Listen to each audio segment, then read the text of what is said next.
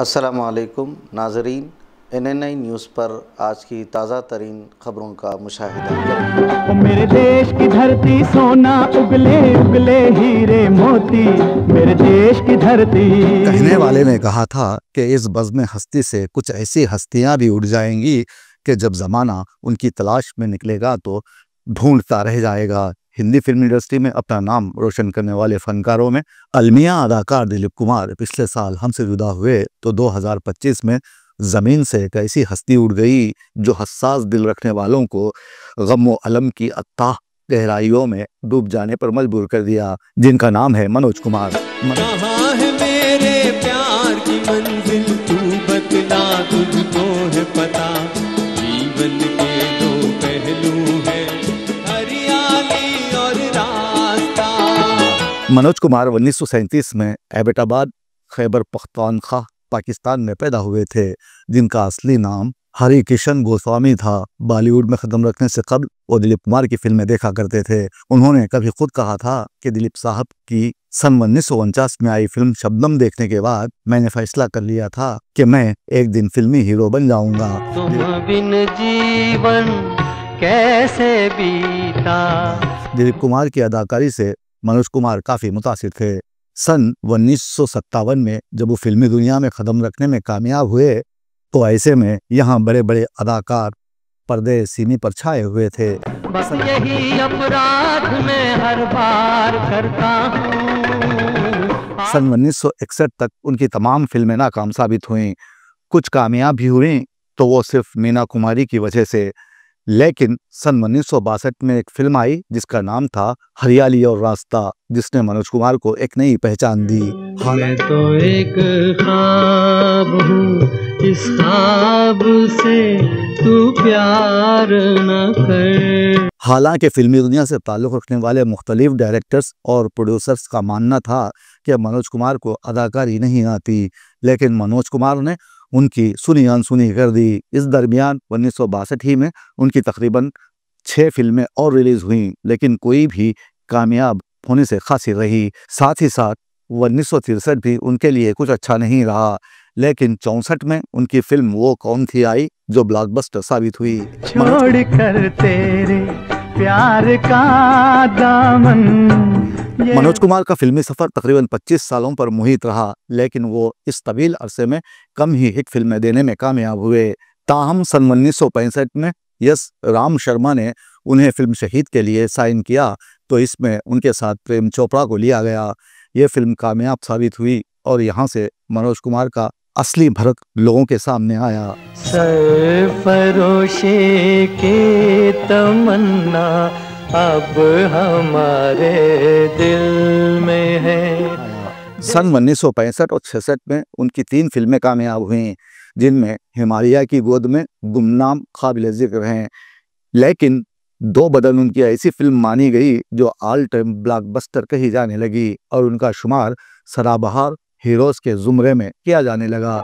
बड़ी दुनिया में आखिर दिल। दो बदन में आशा पारिक और सिमी ग्रेवाल ने उनके साथ स्क्रीन शेयर किया था।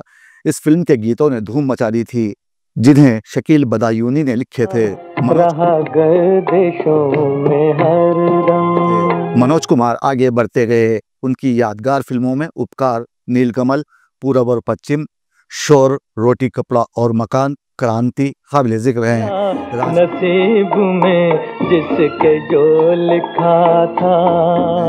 राज कपूर ने साफ तौर पर बलराज साहनी के सामने एक मर्तबा कहा था कि मनोज कुमार को अदाकारी नहीं आती। ये बात काफी दूर तक गई थी। मनोज कुमार हमेशा राज कपूर से नाराज से रहने लगे थे। ये सिलसिला बरसों तक चला। जब राज कपूर को महसूस हुआ कि उन्होंने ऐसा कहकर गलती की तो उन्होंने मनोज कुमार को अपनी बड़ी बजट की फिल्म मेरा नाम जोकर में बतौर मेहमान अदाकार काम करने की दावत दी।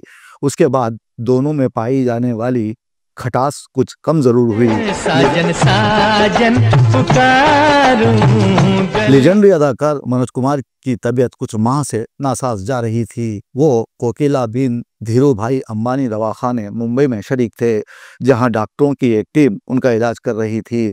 लेकिन दिल से मुताल्लुक पेचीदगियों की वजह से जुमे की सुबह उनकी रूह जिस्म से परवास कर गई और डॉक्टरों ने तस्दीक कर दी कि भारत अब नहीं रहे। ताहम वज़ीर आज़म मोदी ने भी ट्वीट के जरिए उनके अफराद ख़ानदान को पुरसा दिया। मैं ना भूलूंगा, मैं ना भूलूंगी इन रस्मों को, इन कसमों को, इन रिश्ते नातों को मैं ना भूलूंगा। मनोज कुमार हिंदी फिल्म इंडस्ट्री के वो हीरो थे जो देश के लिए पर्दे सिमी पर मर मिटने को तैयार रहता है। हिंदुस्तानी अवाम ने उन्हें देशभक्त के तौर पर कबूल कर लिया था। उन्होंने अपने बच्चों को भी फिल्मी दुनिया से मुतारुफ करवाया, लेकिन कामयाबी उनके नसीब में ना आई। एक वक्त ऐसा भी आया कि जब मनोज कुमार बीजेपी से जुड़ गए, उसके बाद उनकी जिंदगी में काफी उतार चढ़ाव आए। लोग उनसे नाराज से रहने लगे। आप देख सकते हैं कि जो भी अदाकार बीजेपी से मुंसलिक हुआ वो नाकामी के अंधेरे में गर्क हो गया।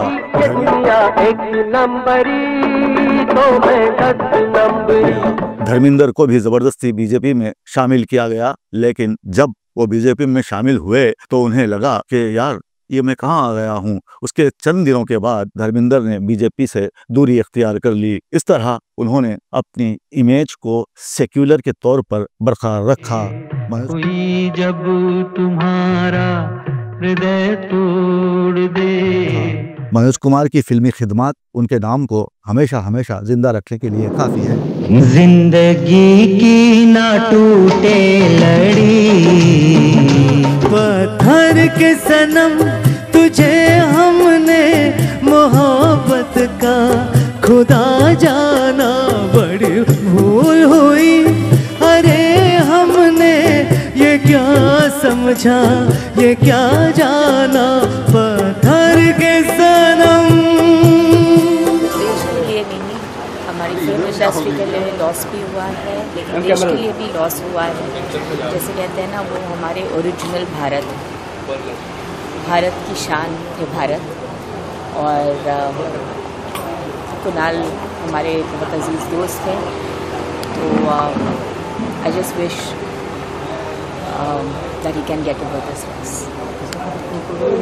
दीवानों से ये मत पूछो, दीवानों पे क्या गुजरी है,